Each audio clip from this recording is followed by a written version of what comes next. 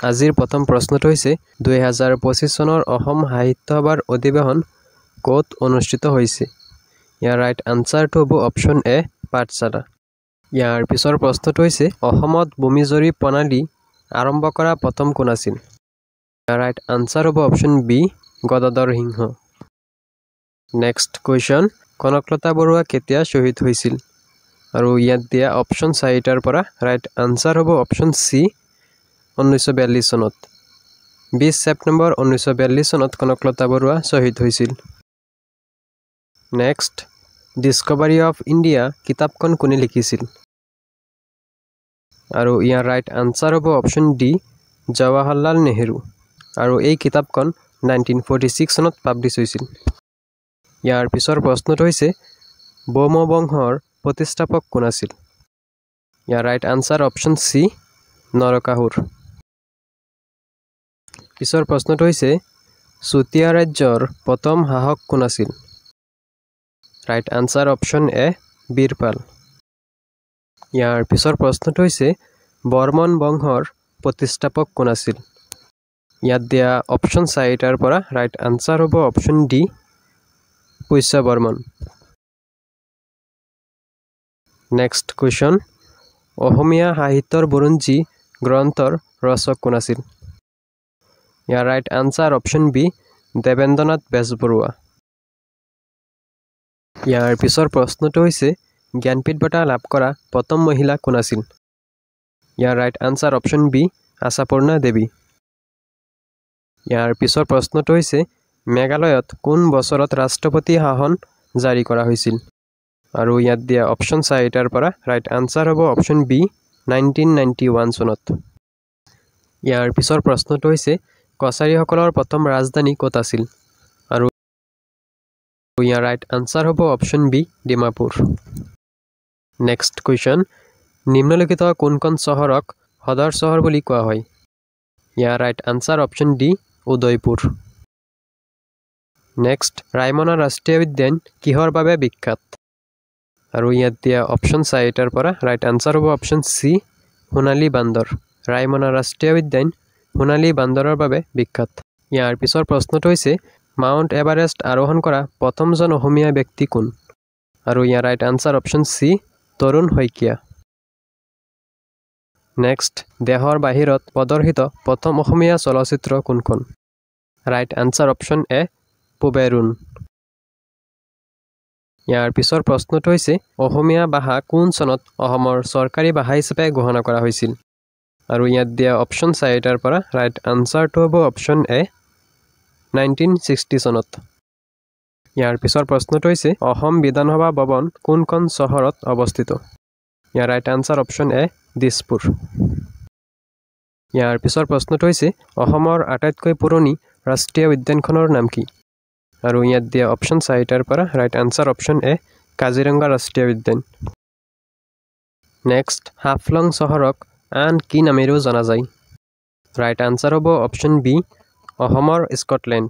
ইয়াৰ পিছৰ প্ৰশ্নটো হৈছে অসমৰ বৃহত্তম চাহ বাগিচাৰ নাম কি? ৰাইট আনচাৰ হ'ব অপশ্যন চি মোনাবাৰী চাহ বাগিচা।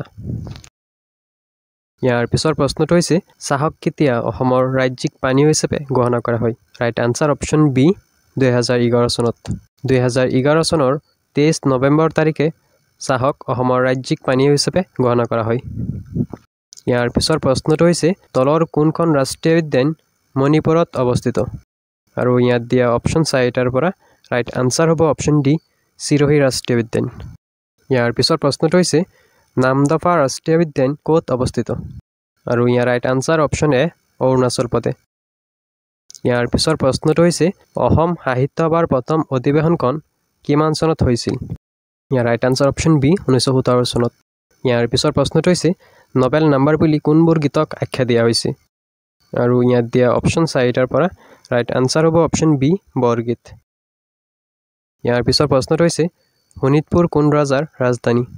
আৰু ইয়াত দিয়া অপশ্যন কেইটাৰ পৰা right answer option D Banraja. নেপালৰ ৰাজধানী চহৰ কি?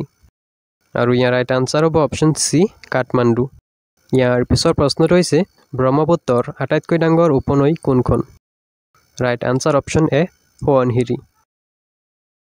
নেক্সট কুৱেশ্যন ভাৰতৰ প্ৰথম মহিলা প্ৰধানমন্ত্ৰী কোন আছিল ৰাইট আনসাৰ হ'ব option B Indira Gandhi next question পঞ্জাবৰ সিংহ বুলি কোনজন ব্যক্তিক জনা যায় আৰু ইয়াৰ right answer option A Lala Rajpath Rai Lala ৰাজপথ ৰায়ক পঞ্জাবৰ সিংহ বুলি জনা যায় নেক্সট বুৰঞ্জী শব্দটো কোন ভাষাৰ পৰা লোৱা হৈছে ইয়াৰ শুদ্ধ উত্তৰটো হ'ব অপশ্যন এ আহোম ইয়াৰ পিছৰ প্ৰশ্নটো হৈছে ৰুদ্ৰসিংহই ৰাজধানী ক'ত পাতিছিল ইয়াৰ ৰাইট আনসাৰ অপশ্যন বি ৰংপুৰত ইয়াৰ পিছৰ প্ৰশ্নটো হৈছে গুৱাহাটীৰ বশিষ্ঠাশ্ৰম কোন আহোম ৰজাৰ দিনত নিৰ্মাণ কৰিছিল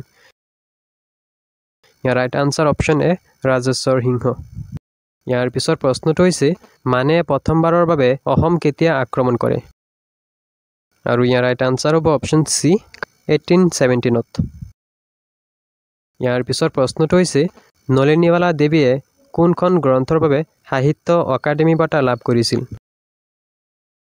ইয়াৰ ৰাইট আনসাৰ হ'ব অপশ্যন এ অলকানন্দা ইয়াৰ পিছৰ প্ৰশ্নটো হৈছে শ্ৰীমন্ত শংকৰদেৱে প্ৰথম নামঘৰ ক'ত প্ৰতিষ্ঠা কৰিছিল ইয়াৰ ৰাইট আনসাৰ হ'ব অপশ্যন এ বৰদোৱা ইয়াৰ পিছৰ প্ৰশ্নটো হৈছে পলাচী যুদ্ধ কেতিয়া হৈছিল ইয়াত দিয়া অপশ্যন 4টাৰ পৰা ৰাইট আনসাৰ হ'ব অপশ্যন সি 1757 চনত ইয়াৰ পিছৰ প্ৰশ্নটো হৈছে ভাৰতীয় সংবিধানত কিমান চনত মৌলিক কৰ্তব্য সংযোজন কৰা হৈছিল আৰু ইয়াৰ ৰাইট আনসাৰ হ'ব অপশ্যন সি 1976 চনত ইয়াৰ পিছৰ প্ৰশ্নটো হৈছে অক্টোবৰ বিপ্লৱ কোনখন দেশৰ সৈতে সম্পৰ্কিত ইয়াৰ ৰাইট আনসাৰ হ'ব অপশ্যন এ ৰাছিয়া ইয়াৰ পিছৰ প্ৰশ্নটো হৈছে নাটো কেতিয়া প্ৰতিষ্ঠা কৰা হৈছিল ইয়াৰ ৰাইট আনসাৰ অপশ্যন বি 1949 চনত 1949 চনৰ 4 এপ্ৰিল তাৰিখে নাটো প্ৰতিষ্ঠা কৰা হৈছিল ইয়াৰ পিছৰ প্ৰশ্নটো হৈছে পদাৰ্থৰ চতুৰ্থ অৱস্থাটোৰ নাম কি আৰু ইয়াৰ ৰাইট আনসাৰ হ'ব অপশ্যন সি প্লাজমা নেক্সট কুৱেশ্যন বুঢ়ী আইৰ সাধু কোনে ৰচনা কৰিছিল আৰু ইয়াত দিয়া অপশ্যন 4টাৰ পৰা ৰাইট আনসাৰ হ'ব অপশ্যন বি লক্ষ্মীনাথ বেজবৰুৱা ইয়াৰ পিছৰ প্ৰশ্নটো হৈছে অসম নাট্য সন্মিলনৰ প্ৰথম সভাপতি কোন আছিল আৰু ইয়াৰ ৰাইট আনসাৰ হ'ব অপশ্যন সি কলাগুৰু বিষ্ণুপ্ৰসাদ ৰাভা ইয়াৰ পিছৰ প্ৰশ্নটো হৈছে ৰাষ্ট্ৰসংঘ কেতিয়া প্ৰতিষ্ঠা কৰা হৈছিল আৰু ইয়াত দিয়া অপশ্যন 4টাৰ পৰা ৰাইট আনসাৰ হ'ব অপশ্যন বি 1945 চনত ইয়াৰ পিছৰ প্ৰশ্নটো হৈছে কোনজন ব্যক্তিক কম্পিউটাৰৰ পিতৃ বুলি জনা যায় আৰু ইয়াত দিয়া অপশ্যন 4টাৰ পৰা ৰাইট আনসাৰ হ'ব option B Charles Babbage Charles বেবেজক কম্পিউটাৰৰ পিতৃ বুলি জনা যায়